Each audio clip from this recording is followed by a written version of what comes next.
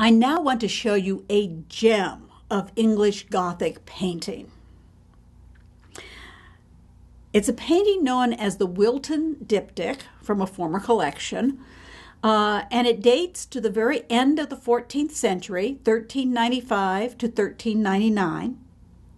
It's quite small, 18 3/4 by 11.5 inches, and it's now in the National Gallery of Art in London.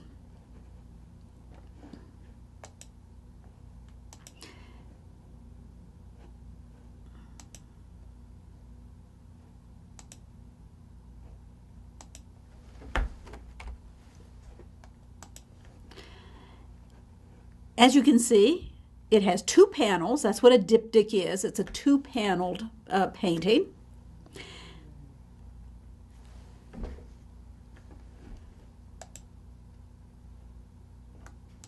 And on one side, it shows Richard II, the king, kneeling with 3 patron saints, introducing him to the Virgin Mary. And on the Virgin Mary's side, there is Mary, the baby Jesus, and many, many angels accompanying them. And you can see that it's actually a kind of different space because the ground is strewn with flowers. Now, this is a devotional diptych. It would have been for the king to say prayers in front of.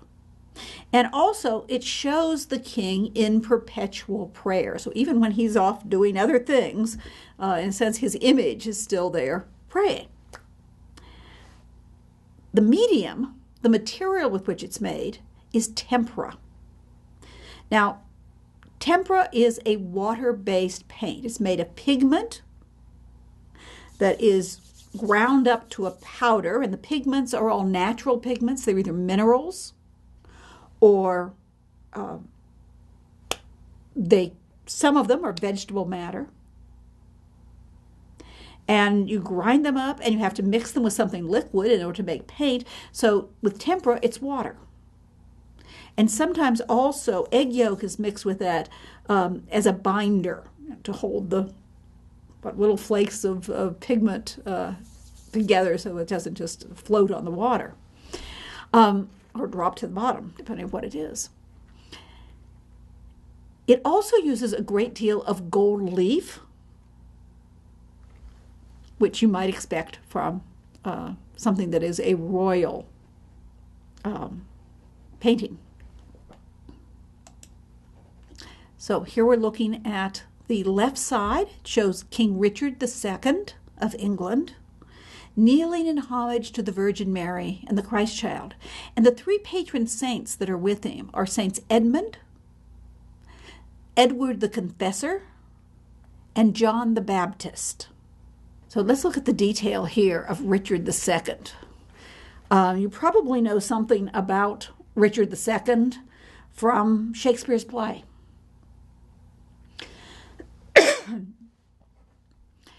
He lived from 1367 to 1400 and reigned from 1377 to 1399. He came to the throne very young. You can see really a child. And he was deposed by Henry Bolingbroke, his cousin, who set himself up as Henry IV of England. What happened to Richard? Well, he was taken to the Tower of London, and presumably he was murdered. Some stories say he was starved to death. But he died, I think, February 14th, 1400. Before his terrible downfall, he was a great art patron. And so this is an example of some of the work that was produced for him. Now, when you're looking at this detail, you may be able to see very, very fine linear brushstrokes And that's how you paint with tempera. You use very tiny little brushes, paint with very tiny little strokes, and you build it up so that unless you are really close to it, you can't see the strokes. If you're standing back a little, it looks like a very smooth surface. So here we have Richard kneeling in homage to the Virgin Mary. And you might want to take a little closer look at that costume. It's a technique known as segafree, segraffito. It's also used in ceramic ware, where you would paint one color slip over a different clay body and scratch away the pattern in the slip. But here it's used in painting. And the background has been gilded. It has a gold leaf over it. And then the paint was applied over the gold leaf. And the artist scratched through the painting to leave these intricate patterns of gold. So it gives the impression of a gold brocade. And of course, beautiful patterns. Now, in this case, you can see that the pattern looks like a deer that's lying there. And then you might notice he also has a kind of brooch or some kind of emblem attached to the front of his garment. And that is a white hart. And that's a hart, H-A-R-T, the stag or the deer. And the white hart was an emblem of Richard II. So here we have the white hart as probably a brooch, and then we also have the pattern in gold that has been scratched into through the paints to reveal the gold beneath. You can see that also on St. Edmund's robe. In this case, we have birds and crowns. And they've been painted over with blue, and that's been scratched away, and you can see it makes a pattern of these beautiful birds.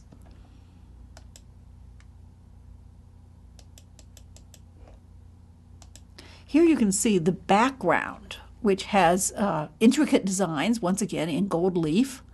And you have John the Baptist holding this little tiny little lamb, almost the size of a kitty cat, actually. But he has his hand on the back of Richard, and he's introducing Richard to the Virgin and Child. You know, just don't go up to real important people. Like, you know, a peasant doesn't just go up to the king. You have to have somebody to introduce you. And so that's what these saints are doing. They're providing introductions to the Virgin Mary. Why is John holding a tiny little sheep? Well, it's his emblem. John the Baptist saw Christ, and he said, "Behold, the Lamb of God." And so the Agnus Dei, or the Lamb of God, refers specifically to Christ, but the identification of Christ as the Lamb of God, the sacrificial lamb, comes from John the Baptist. And of course, that is part of the liturgy of the Mass. You know, when they talk about Lamb of God, who takes away the sins of the world, have mercy on me. So it might yet also in some way refer to that plea for mercy, which was a very well-known prayer. Now, I'm going to show you some details here of the saints. And you'll see that these two saints are royal saints. They both have crowns. They were two kings of England, St. Edmund and St. Edward the Confessor. So they were kings of England, but they were recognized as saints. One is known as Edmund the Martyr, and he ruled East Anglia from 855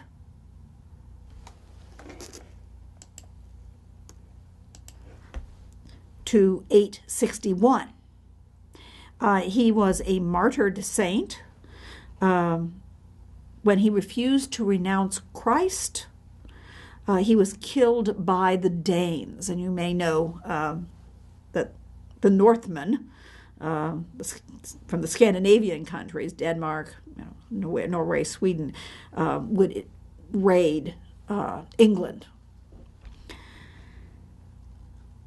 The arrow that he's holding is one of his attributes. He was beaten, he was shot with arrows, and then he was beheaded. So this is to help identify him as Edmund the Martyr. The other saint here is Saint Edward the Confessor, who lived in the 11th century from 1003 to 1066. And you may remember what happened in 1066. After Edward died and Harold became the king, William of Normandy said, no, this was promised to me. And he invaded England, and that was the Norman conquest. It was when the Normans from what is now France, from Normandy, defeated the English and became the rulers of England. 1066, the Norman conquest. Edward, of course, was dead before the conquest. In fact, his death was what caused people who wanted to succeed him caused the problems.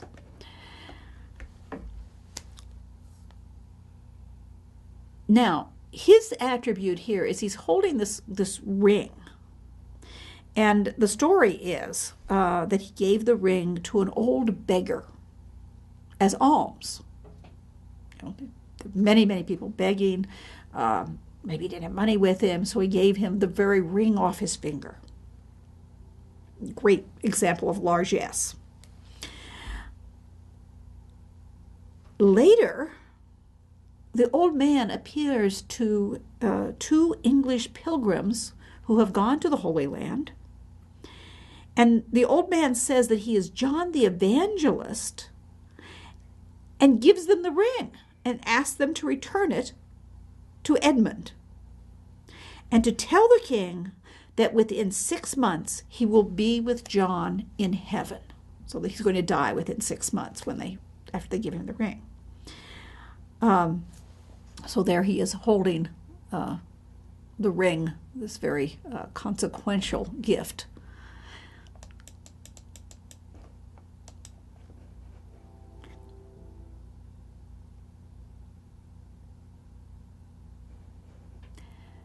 Now,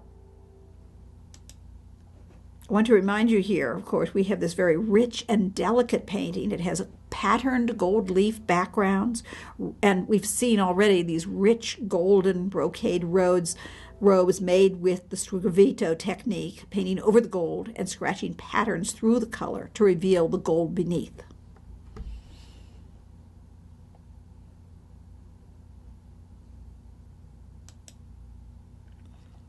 And let's take a look at some of the angels. You have all these lovely angels with roses as flower crowns, and very delicately plated, beautiful blue garments. But wait a minute, every one of them is wearing badges of fealty to King Richard.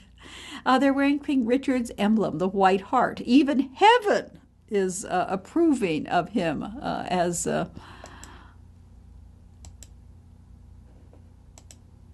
as king, and they're wearing his badges. It's as though they almost as though they're wearing his livery.